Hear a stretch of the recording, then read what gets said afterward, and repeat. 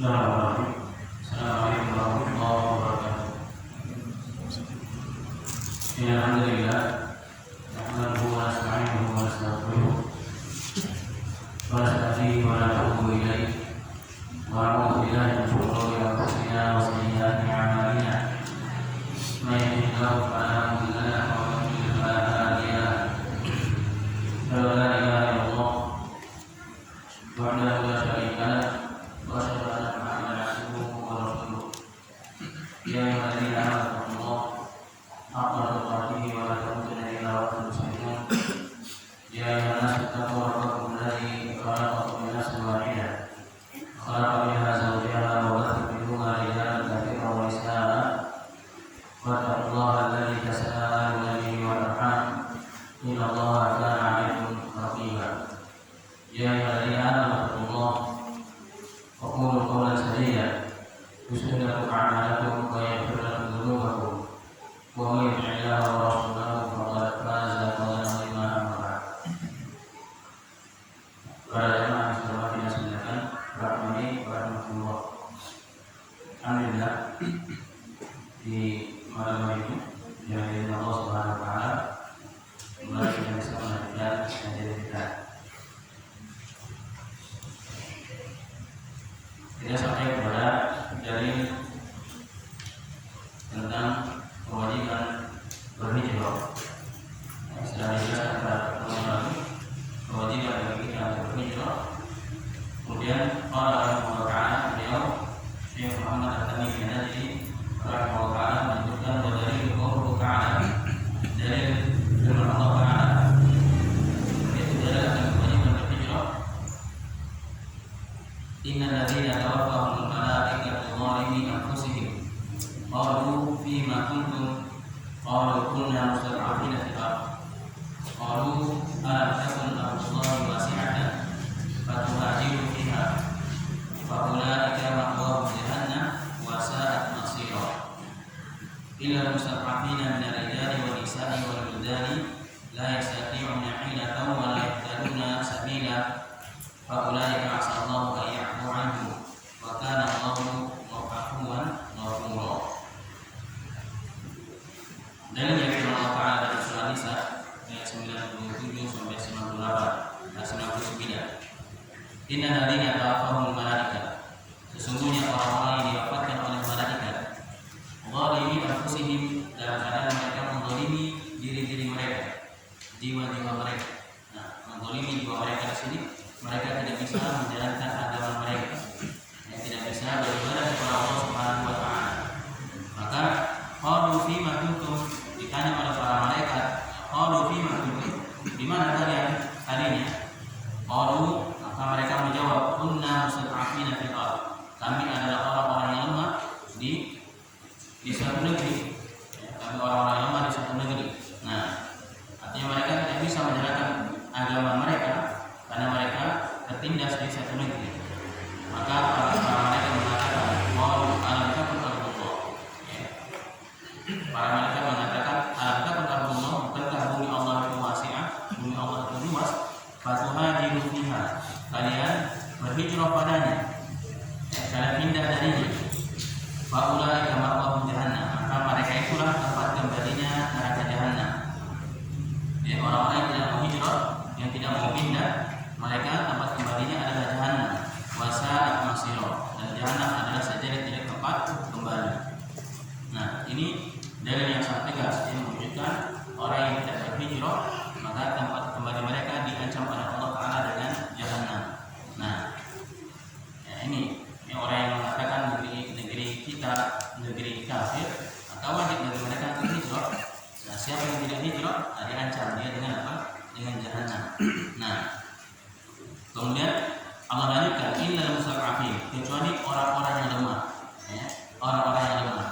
Minar rijali, dari kalangan para laki-laki, apakah karena tuanya mereka, karena sakitnya mereka, wan nisa, atau dari kalangan wanita, wal wildan, atau anak-anak, la yastati'una hila, yang mana mereka tidak mampu untuk melakukan hilah, melakukan perjalanan.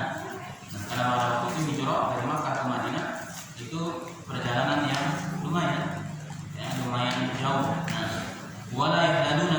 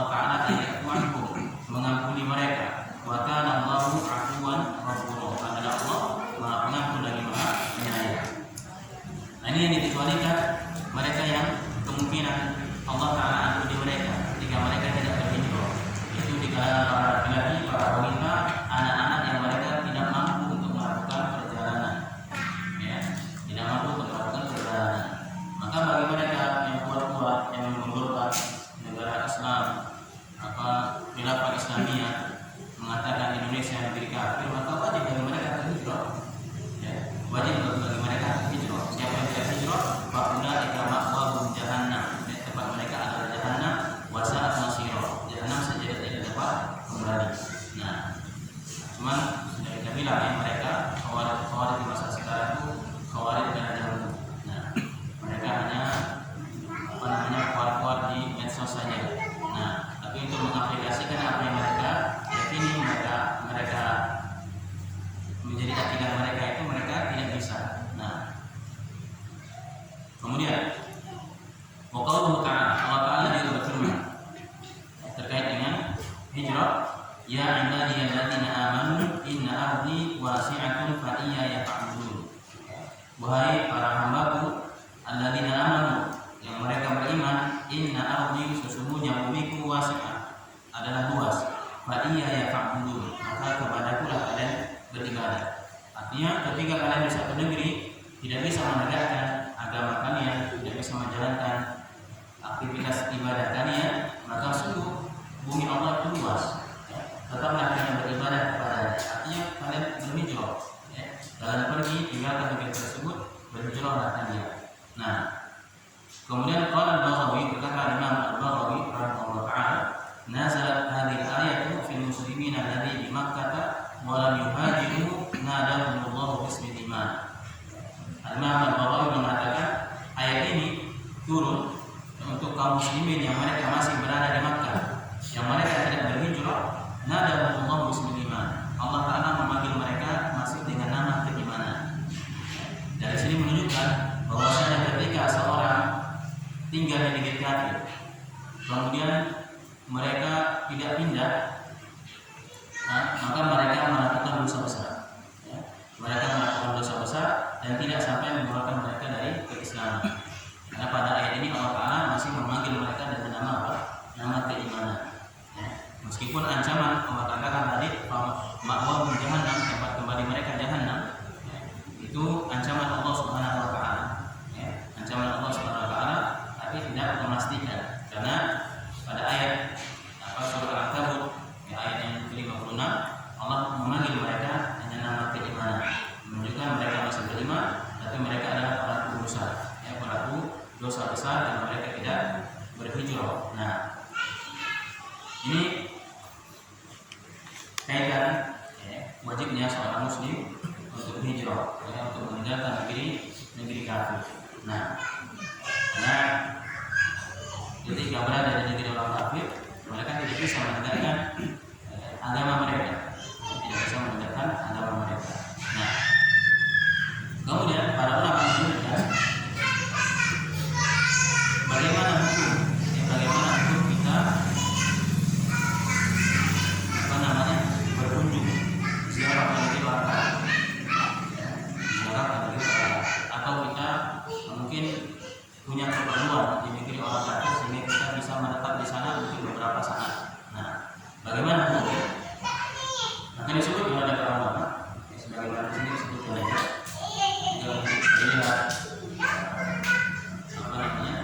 dari apa yang disebut oleh Imam Muslimin rahimahullah ta'ala, dari menyebutkan hukum seorang muslim sampai berpergian ke negeri orang kafir itu dibolehkan dengan 3 syarat. Dibolehkan dengan 3 syarat. Nah, syarat yang pertama, an yakuna 'inda al-insani 'ilmun yadfa'u bihi asy-syubhat. Syarat yang pertama, hendaknya seseorang itu memiliki ilmu yang dengannya dia bisa yadfa', mencegah, menghalangi syubhat-syubhat yang akan ditemuinya di negeri orang kafir. Nah, ini syarat yang pertama. Orang tersebut dia harus punya ilmu. Nah, dimaklumi di negeri orang kafir itu pasti banyak syubhatnya, kerancuan-kerancuannya. Jangankan di negeri orang kafir, di negeri Islam saja banyak syubhat, kerancuan-kerancuan. Nah, kemudian kedua, an yakuna 'indahu dinun yamna'uhu minasyahawat. Yang kedua, hendaknya dia punya agama, yang mana agama ini akan menghalangi dia dari fitnah syahwat, fitnah syahwat. Dari maklumi di negeri orang kafir, mereka menyebutkan semakin maju itu era kemajuan itu yang semakin transparan, semakin terbuka, semakin terbuka itu semakin maju. Nah, jadi semuanya serba terbuka. Hal-hal yang mungkin tidak lumrah terlihat di negeri Islam, di sana suatu yang lumrah, sehingga orang yang normal, maka pasti akan pergi serius, nah melihat hal tersebut, maka orang yang dibolehkan dia punya syarat, dia punya agama, dia bisa dengan agamanya menahan godaan syubhat yang ada di sana, syahwat yang ada di sana. Kemudian syarat yang ketiga, an yakuna muqtadan ila safar li amrin daruri aw haji. Yaitu apa? Dia safar dikarenakan apa? Kebutuhan. Yang mana kebutuhan tersebut darurat yang dia tidak dapatkan di negeri selain dari negeri kami. Nah, dia tidak dapatkan di negeri orang kafir, atau tidak dapatkan di negeri selain negeri orang kafir. Ini 3 syarat yang dibolehkan untuk seorang muslim safar ke negeri orang kafir. Nah, sehingga jangan kadang kita dapati ada travel umroh itu apa, setelah umroh tur Eropa, nah, ini negerinya orang kafir, tidak boleh. Nah, ibadah umroh plus tur Eropa, nah ini hati-hati. Ya, ada orang nih, apalagi mau jalan-jalan ke Korea, ke Jepang, ke Paris dan misalnya. Nah, kalau kita bersabar, nikmat Allah di surga jauh lebih besar. Dunia itu tidak ada apa-apa. Rasulullah SAW mengatakan bagaimana kenikmatan di surga. Maka hanya sholat, walaupun bersama, walaupun atau ibadah. Nikmat surga itu apa-apa yang tidak terdengar oleh mata, tidak terdengar oleh telinga, tidak terbetik di hati seorang hamba. Artinya tidak bisa tergambarkan bagaimanapun. Nah, bagaimanapun. Kenapa? Karena surga itu di mana Allah Taala memberikan 99 rahmatnya. Sementara di dunia itu hanya satu rahmat yang Allah turunkan. Satu rahmat yang Allah turunkan, 99 yang Allah simpan nanti diperuntukkan bagi hamba-hambanya yang beriman di dalam surga Allah Subhanahu wa taala. Ya, semoga ada yang akan diajarkan. Semoga Allah Subhanahu wa taala ada orang menjadi kita sebagai penghuni di surga. Amin ya rabbal alamin. Ini dari yang pertama tentang kewajiban dan hijrah, tentang hukum seorang muslim sahabat dari para nabi. Kemudian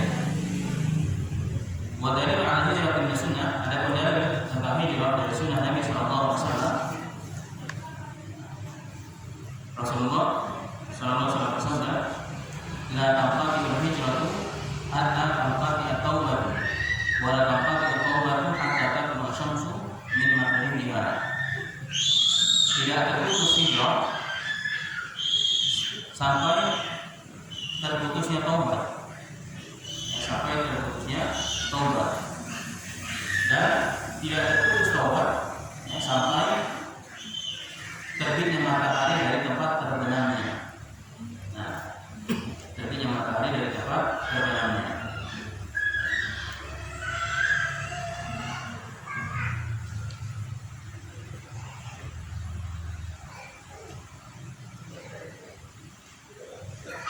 Ya. Jadi Rasulullah SAW bersabda tidak terputus hijrah sampai terputusnya taubat. Dan taubat itu tidak akan terputus sampai apa? Sampai terputusnya atau sampai terbitnya matahari dari tempat terbenamnya. Ini taubat secara umum. Kalau taubat secara khusus, kapan terakhir waktunya?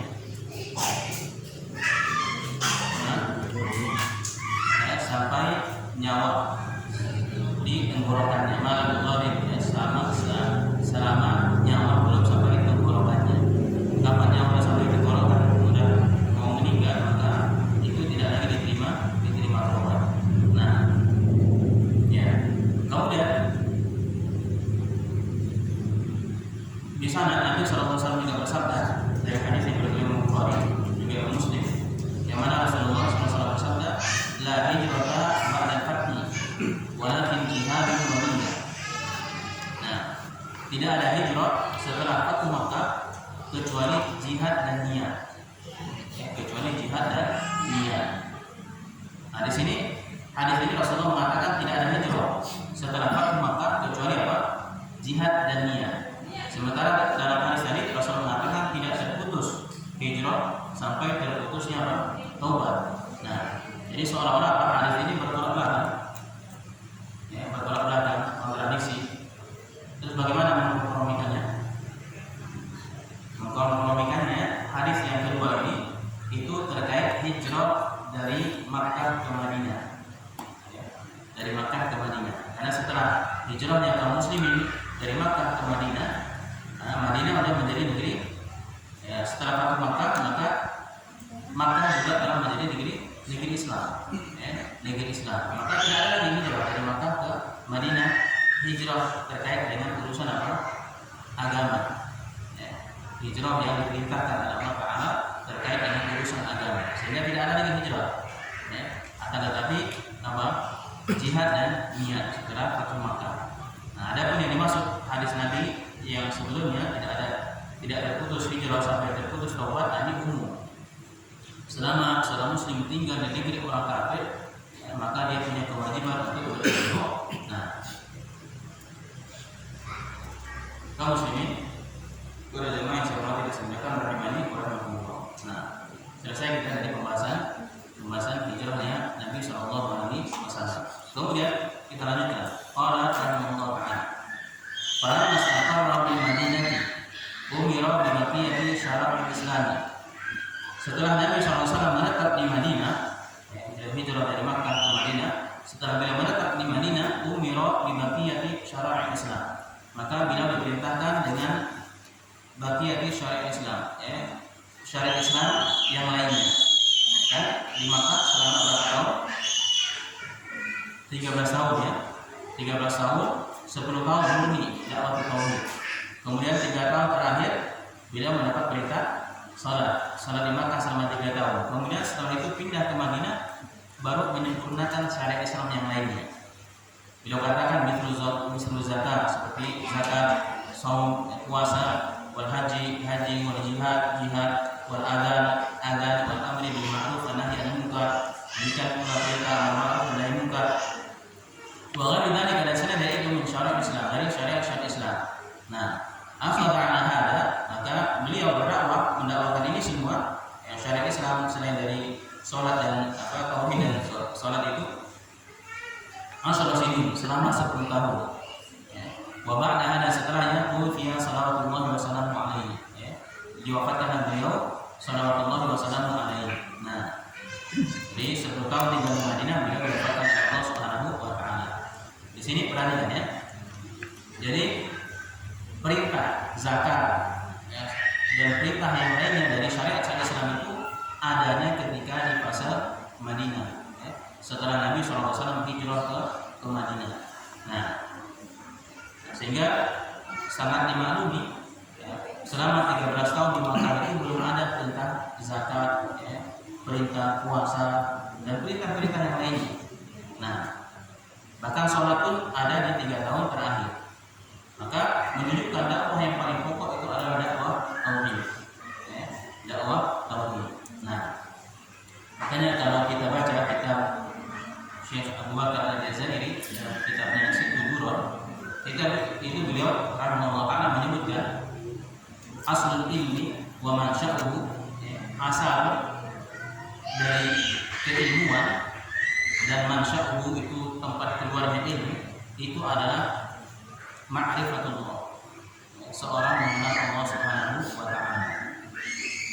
Jadi asal dari ilmu, sumber keilmuan itu mau ilmu apa saja, ya, ilmu apa saja itu sumbernya adalah pengenalan kita terhadap Allah Subhanahu wa taala. Sebaliknya asal kejahilan, asal kebodohan itu adalah ketika seorang lupa terhadap Allah Subhanahu wa taala, ketika seorang jahil terhadap Allah Subhanahu wa taala. Dalam Al-Qur'an Allah menyebutkan wa la takunu kalladzi nasullaha fa ansahu anfusahum. Janganlah kalian menjadi orang-orang yang apa? Nasullah, melupakan Allah Subhanahu wa taala, maka fa ansahum anfusahum. Allah Subhanahu wa taala akan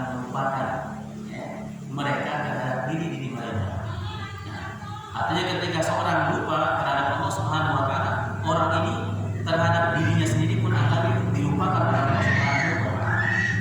Artinya ketika seorang telah lupa terhadap dirinya sendiri, berarti orang tersebut tidak akan mengerti apa perkara yang mendatangkan kemaslahatan untuk dirinya, apa perkara-perkara yang bisa membuat kebaikan terhadap dirinya, apa yang bisa mendatangkan manfaat untuk dirinya, itu pun akan dilupakan oleh Allah Subhanahu wa taala. Kenapa? Karena terhadap dirinya pun dia tidak tahu. Nah, tidak mengerti.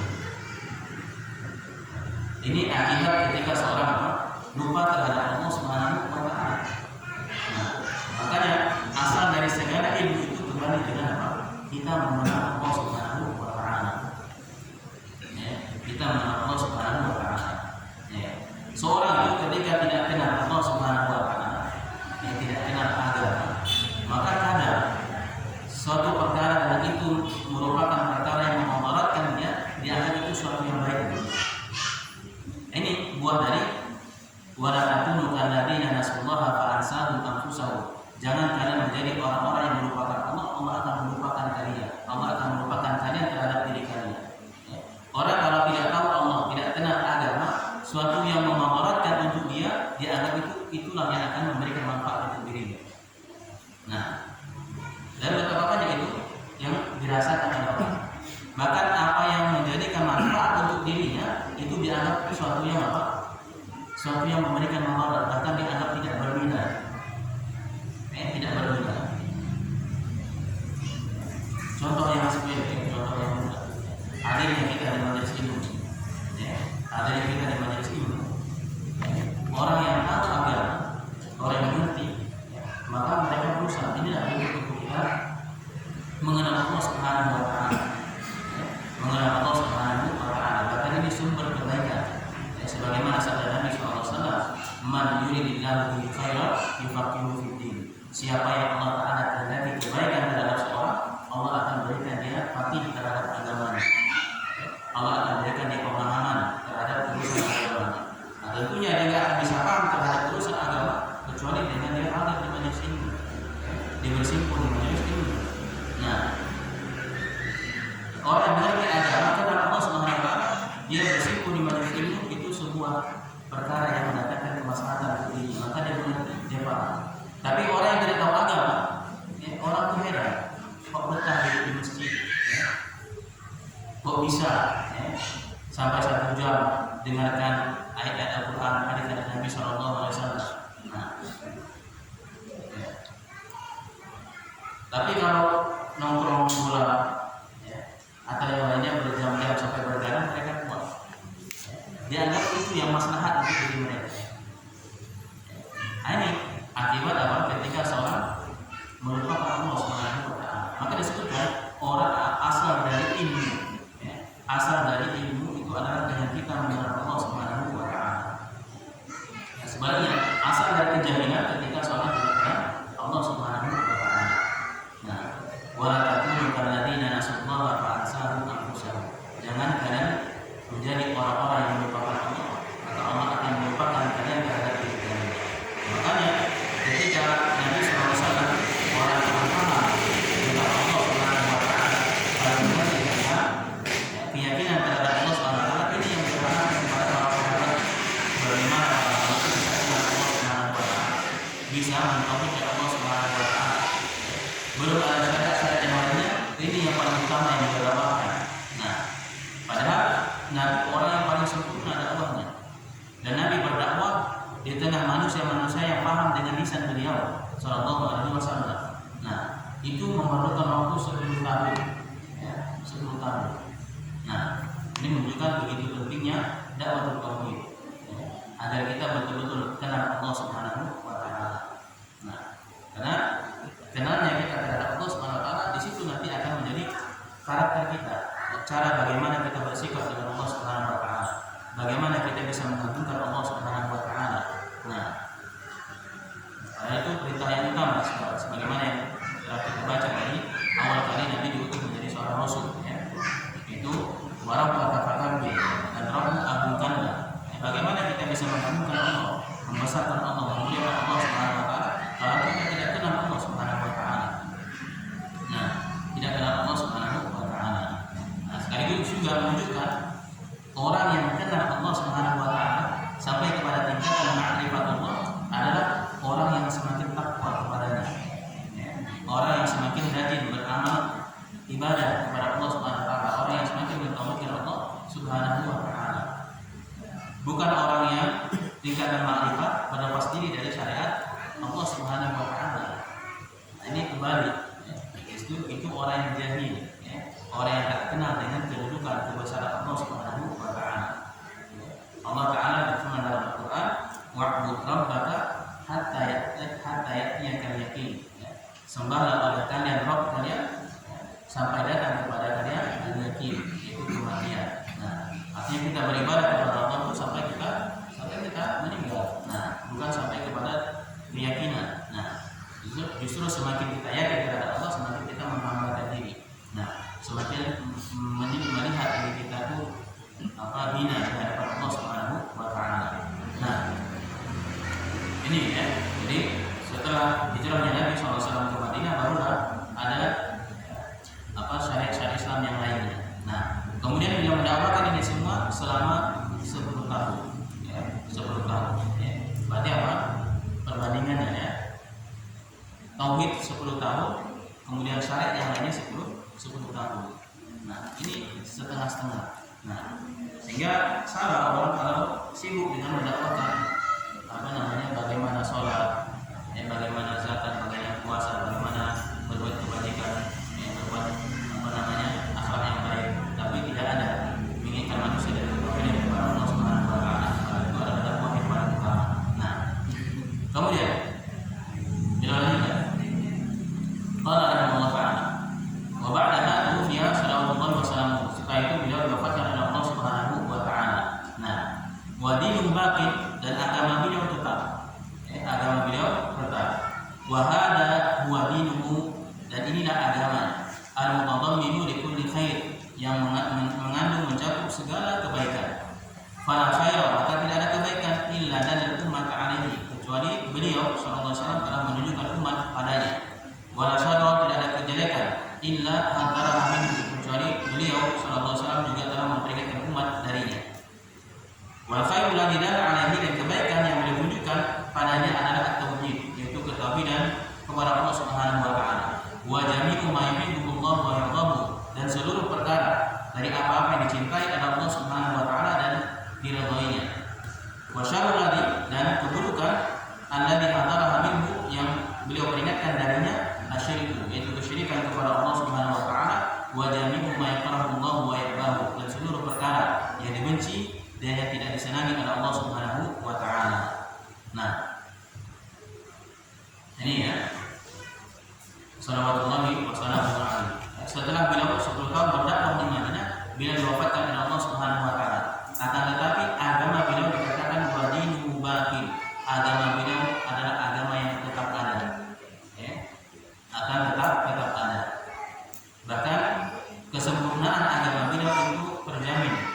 Nah, Allah Subhanahu wa taala berfirman dalam Al-Qur'an, "Inna nahnu nazzalna dzikra wa inna lahu lahafizun."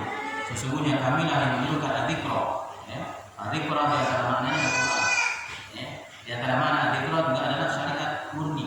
Agama Rasulullah SAW. Wa inna lahu lahafizun, kami yang akan menjaganya. Dan Rasulullah SAW juga bersabda, "La tazalu qa'imatun min ummati zahirin 'ala haqqi, la yadurruhum man khadalahum wa la man khalafahu hatta ya'ti amrullah." Akan senantiasa ada dari umatku suatu kelompok yang mereka zahirin 'ala haqqi, yang mereka akan terus nampak di atas kebenaran. Tidak akan memberikan Allah bagi mereka orang yang merendahkan mereka, orang yang menyelisih mereka, sampai datang perkara Allah Subhanahu wa taala. Nah, kemudian wahada dinu, dan inilah agamanya al-mutadammin li kulli khair, yang mana agama yang dibawa oleh Nabi SAW adalah agama yang mengandung seluruh macam jenis kebaikan. Nah, segala macam kebaikan itu telah diajarkan oleh Nabi SAW. Nah, kemudian fala khaira, tidak ada satu kebaikan illa dalal umat alaihi, tidak ada satu kebaikan pun kecuali Nabi SAW telah mengajarkannya kepada umatnya. Jadi harus kita yakini tidak ada satu kebaikan kecuali Nabi SAW telah menunjukkan menunjukkannya, telah mengajarkannya. Demikian pula wala syarra, tidak ada suatu keburukan pun illa hadharaha minhu, kecuali beliau sallallahu alaihi wasallam juga telah memperingatkan umat darinya. Nah, ini konsekuensi dari apa? Kesempurnaan agama Islam. Kesempurnaan agama Islam. Nah, dan inilah yang dimaksud dari firman Allah Subhanahu wa taala mengkaitkan tentang sifat Nabi kita Nabi Muhammad sallallahu alaihi wasallam. Nah, ketika Allah taala menyebutkan bahwa Nabi sallallahu alaihi wasallam adalah orang yang paling apa? Orang yang paling rahmat terhadap umatnya.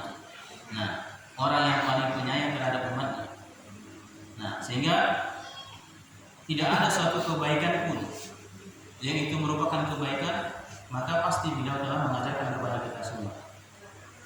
Saking cintanya beliau kepada umatnya. Demikian pula tidak ada suatu keburukan pun, melainkan beliau pasti telah memberikan umat darinya. Sebagaimana disebutkan, laqad ja'akum rasulun min anfusikum azizun 'alaihi ma 'anittum harisun 'alaikum bil mu'minina raufur rahim. Nah, laqad ja'akum, sungguh telah datang kepada kalian rasulun, seorang rasul min anfusikum, dari jenis kalian, yaitu Nabi sallallahu alaihi wasallam, yang mana disebutkan sifatnya azizun 'alaihi ma 'anittum, sangat berat baginya, bagi beliau perkara-perkara yang bisa membinasakan kalian. Harisun 'alaikum, dan beliau sangat semangat untuk mendatangkan kebaikan untuk kalian. Bil mu'minina raufur rahim, dan terhadap kaum mukminin beliau sangat rauf, sangat lembut, rahim, sangat penyayang. Ini sifat yang Allah Taala sifatkan Nabi kita Nabi Muhammad SAW. Jadi sifat beliau adalah tidak ada suatu perkara yang bisa membinasakan umat Islam, yang bisa menjadikan umat ini celaka, binasa, kecuali beliau telah mengingatkan kita semua. Nah, kenapa? Karena itu yang membuat beliau apa? Azizun 'alaihi, membuat beliau berat. Nah, menjadikan beban beliau berat. Bahkan sampai di akhir hayatnya, ketika beliau menjelang kematiannya, beliau berdoa kepada Allah Subhanahu wa taala untuk apa?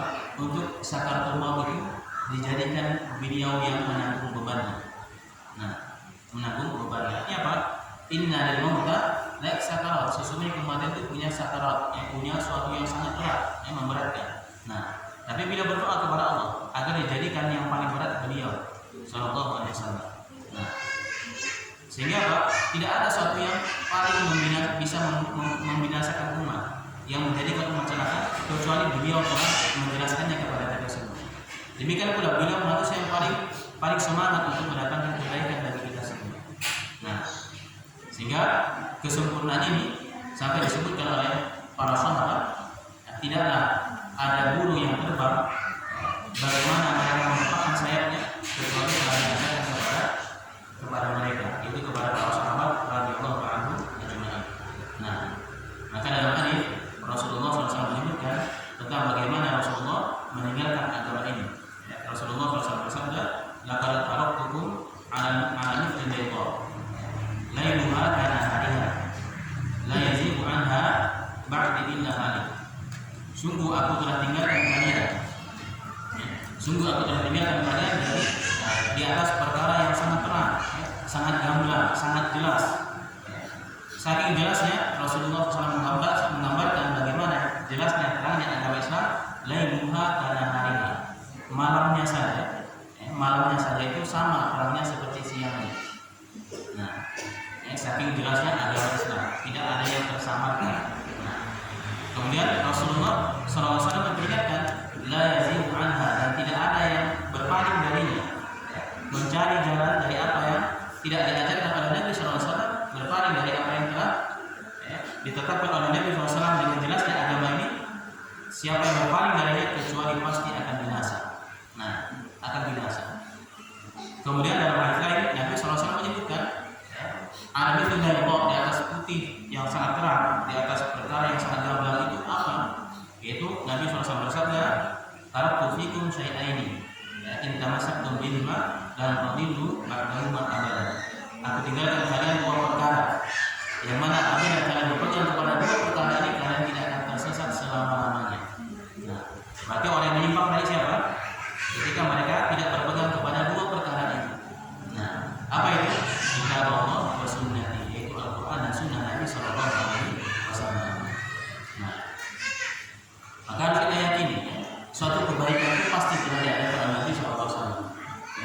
Suatu keburukan juga telah diingatkan oleh Nabi Shallallahu Alaihi Wasallam. Nah, maka kalau ada perkara agama, kalau itu kita anggap baik, maka kita lihat dulu, ada nggak Nabi Shallallahu Alaihi Wasallam mencontohkannya, ada nggak Nabi Shallallahu Alaihi Wasallam mengajarkannya, ada nggak Nabi Shallallahu Alaihi Wasallam membimbingnya untuk umat ini. Kalau tidak ada, maka ini baik menurut siapa? Baik menurut siapa? Jangan baik menurut kita. Kalau Nabi SAW tidak menganggap baik, nah, kenapa kalau kita menganggap itu baik, ternyata Nabi SAW tidak menganggap baik, berarti kita menganggap diri kita lebih hebat daripada Nabi SAW. Kita merasa kita lebih adil daripada Nabi SAW. Nah, makanya kalau ada orang melakukan suatu amalan, kalau tidak dicontohkan oleh Nabi, kita tanya, perkara ini baik atau tidak. Kalau dia nggak baik, kita tanya, apakah Nabi mengetahui ini kebaikan atau tidak. Kalau dikatakan Nabi mengetahui kebaikan, kenapa Nabi tidak mengajarkan kepada umat? Kemudian kalau dia menjawab Nabi tidak mengetahui, berarti apa? Kita menganggap kita lebih hebat daripada Nabi Shallallahu Alaihi Wasallam. Nah, makanya ucapan Imam Malik rahimahullah taala sangat keras terhadap orang-orang yang mereka beramal, tapi tidak amal mereka tidak tidak sebagaimana yang dicontohkan oleh Nabi Shallallahu Alaihi Wasallam. Bila mengatakan man za'ama anna fil Islam syai'un lam yu'minuhu Nabi Shallallahu Alaihi Wasallam faqad ittahama annahu khana risalah. Nah, siapa yang sekedar menyangka, mengira bahwasanya ada dalam perkara agama ini suatu perkara yang belum disempurnakan oleh Nabi Shallallahu Alaihi Wasallam, maka sungguh dia telah menuduh Nabi sebagai khana risalah, orang yang berkhianat terhadap risalahnya. Nah, berarti menuduh Nabi sebagai seorang pengkhianat. Kenapa demikian? Karena Allah Taala telah merekomendasikan al-yawma akmaltu lakum dinakum. Hari ini telah kusempurnakan untuk kalian agama kalian. Telah aku cukupkan nikmatku atas kalian dan aku telah ridha Islam sebagai agama bagi kalian. Sehingga tidaklah diwafatkan Nabi SAW kecuali agama ini telah sempurna. Nah, telah sempurna. Demikian pula Imam Malik rahimahullah taala, ketika beliau ditanya tentang dari mana orang tersebut akan berihram. Nah, akan berihram. Nah, Imam Malik dimaklumi beliau imam Darul Hijrah, imam penduduk Madinah. Nah, orang bertanya berarti dia dari penduduk Madinah. Dia bertanya harus ya Malik, min aina uridu, dari mana berihram? Maka Imam Malik rahimahullah mengatakan ahli min haitsu aqama Nabi sallallahu alaihi wasallam. Berihramlah kamu sebagaimana Nabi sallallahu alaihi wasallam berihram. Ihramnya penduduk Madinah itu dari Dzulhulaifah. Dari mikot mataninya dia menggunakan kata ihram, memulai ihramnya itu berniat di situ dari Dzulhulaifah. Kalau sekarang lebih kenal dengan Bir Ali. Nah, maka orang ini mengatakan, oh aku akan berihram min masjid Nabi, dari masjid Nabi Sallallahu Alaihi Wasallam. Nah, dia ingin berihram dari masjid Nabi Sallallahu Alaihi Wasallam. Maka Imam Malik mengatakan, akhsha an tusibaka fitnah. Aku khawatir kamu akan ditimpa fitnah. Maka orang ini mengatakan, fitnah apa? Bukankah kalau berihram dari masjid Nabi itu bisa sholat di masjid Nabi? Yang mana sholat di masjid Nabi itu 1000 kali lebih baik daripada sholat di tempat yang lainnya. Nah, jadi beranggapan apa kalau ihram dari masjid Nabi, memakai ihram bisa sholat 2 rakaat di situ. Sholat di situ lebih baik 1000 kali dari tempat yang lainnya. Maka lebih baik daripada dari Bir Ali, dari Dzulhulaifah. Maka Imam Malik rahimahullah mengatakan, ay fitnati a'dham. Fitnah apakah yang lebih besar? Min an tara annaka sabaqta a'malan fasaraha Nabi sallallahu alaihi wasallam. Fitnah apakah yang lebih besar ketika kamu menganggap kamu mendahului suatu amalan yang Nabi sallallahu alaihi wasallam tidak melakukannya. Nah, yang mana Allah Taala berfirman, "Falyahdharil ladzina yukhalifuna amri an tusibahum fitnah aw yusibahum adzabun alim." Hendaknya berhati-hati orang-orang yang menyelisih sunnah Nabi sallallahu alaihi wasallam, dia akan ditimpa fitnah atau ditimpa adzab yang sangat pedih. Nah, artinya apa? Ketika Nabi tidak melakukan, kamu melakukan, berarti kamu beranggap kamu lebih hebat ibadahnya daripada Nabi sallallahu alaihi wasallam. Kamu merasa lebih apa? Lebih berilmu, lebih alim daripada Nabi sallallahu alaihi wasallam. Nabi tidak melakukannya, tapi kamu melakukannya. Maka ahlu sunnah itu ciri-ciri mereka adalah apa yang diamalkan Nabi mereka amalkan, apa yang tidak dilakukan oleh Nabi tidak mereka lakukan. Itu ciri ahlu sunnah. Jadi ahlu sunnah itu bukan cuma anak buah, ya, menisbahkan diri kepada ahlu sunnah. Ahlu sunnah itu ahli dalam sunnah. Ya. Sunnah adalah apa yang dikerjakan oleh Nabi SAW. Maka apa yang dilakukan oleh Nabi itu yang mereka lakukan, apa yang tidak dilakukan oleh Nabi itu yang tidak dilakukan. Nah, kalau mengatakan itu jelek, ya sekarang jelek dari sisi mana? Kita melakukan apa yang dilakukan oleh Nabi. Apa jeleknya? Ada yang jelek di situ? Kita meninggalkan apa yang ditinggalkan oleh Nabi. Ada yang jelek di situ? Ada yang salah di situ? Kalau ada salah, tunjukkan salahnya. Tunjukkan salahnya. Kalau itu jelek, tunjukkan jeleknya. Nah, itu ahlu sunnah. Nah, dan memang berpegang ke sunnah itu sangat berat. Sampai Rasulullah SAW bersabda, "Al-qabidu ala dini, al-qabidu ala jamari." Orang yang berpegang teguh kepada agama itu di akhir zaman itu sama dengan orang berpegang kepada bara api. Nah, bara api berat, dianggap asing, dianggap aneh. Padahal itulah agamanya. Kenapa? Karena banyak agama sekarang telah dihubungi dengan perkara-perkara ya. Kadang yang amalan agama dianggap bukan agama, yang bukan agama berarti dikaitkan itu adalah perkara agama. Nah, padahal ini Nabi SAW telah menyempurnakan agama ini, tidak diwakilkan beliau SAW kecuali beliau telah mengajarkan kepada kita semua. Tidak ada satu kebaikan kecuali beliau telah memberikan.